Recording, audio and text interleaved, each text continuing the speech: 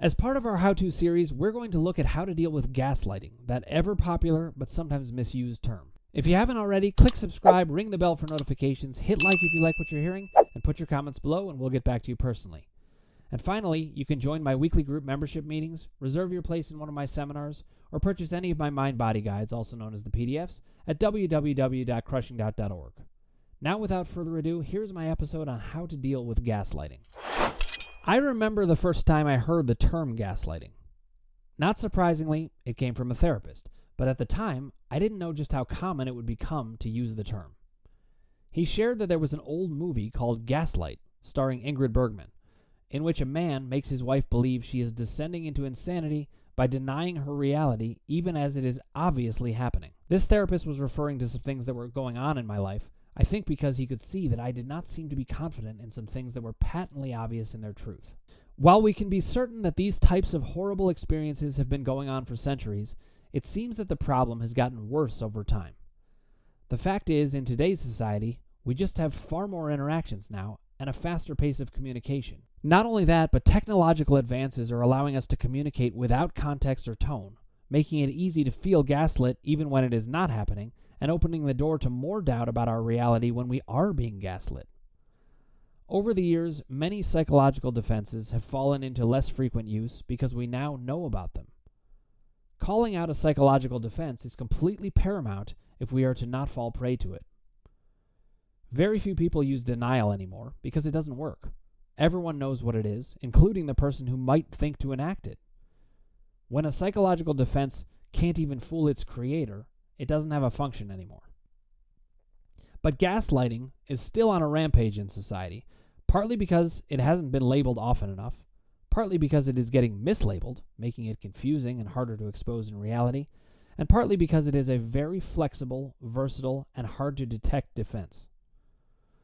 The most obvious forms of gaslighting even are plausible enough to make us doubt. If you think about it, gaslighting is a form of aggression that manipulates doubt. So, if we are going to combat it, we have to do what we do with all doubt: observe, articulate, and counter. The first step is simply to be on the lookout for gaslighting.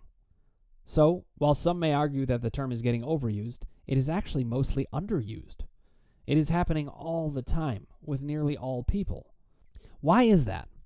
Because all psychological defenses are gaslighting. They are all taking what is actually an obvious reality and pretending something else is happening. So think about it. Psychological defenses are all gaslighting.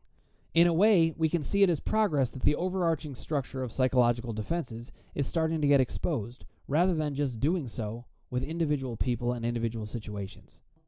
Now, as a society, we are finally looking at all the times we pretend things so as not to admit reality.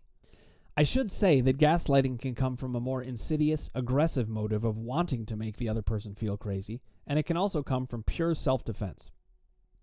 But I encourage everyone to recognize that it doesn't actually matter. The result is the same, and really, so is the motive. The second version just makes us feel better about what we are doing.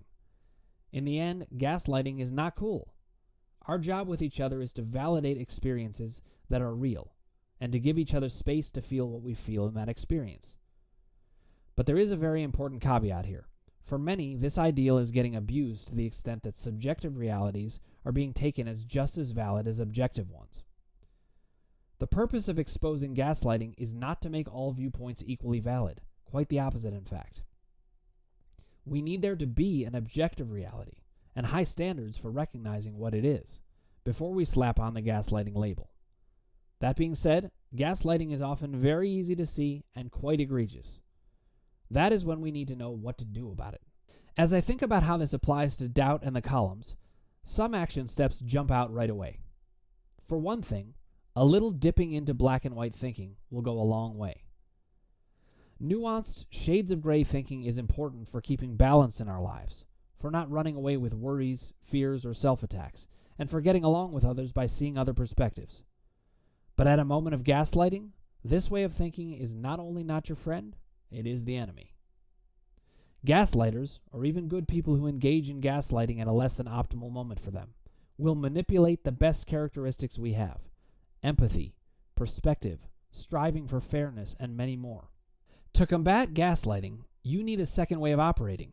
You have to be able to shift gears. The gear you need comes from an observation that is actually quite simple but is very powerful. Nothing is that complicated. What I mean by this is that the very thought that everything is complicated has everyone turned around and unable to settle on anything. But when you boil things down to their essence, things aren't as complicated as they seem. We often make things more complicated in our minds to try to resolve a conflict or to comfort ourselves so we do not have to see certain painful truths. An example: if a person wants to see you, they will.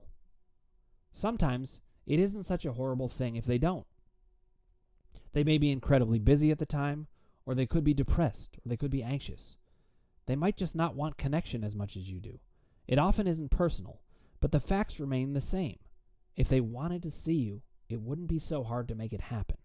This is power column work in many ways. We make a decision to face whatever truths there are out there and decide to live our lives accordingly.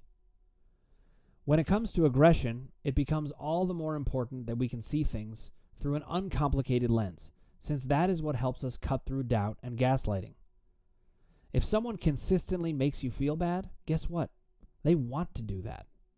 It may not be conscious, but it's not complicated.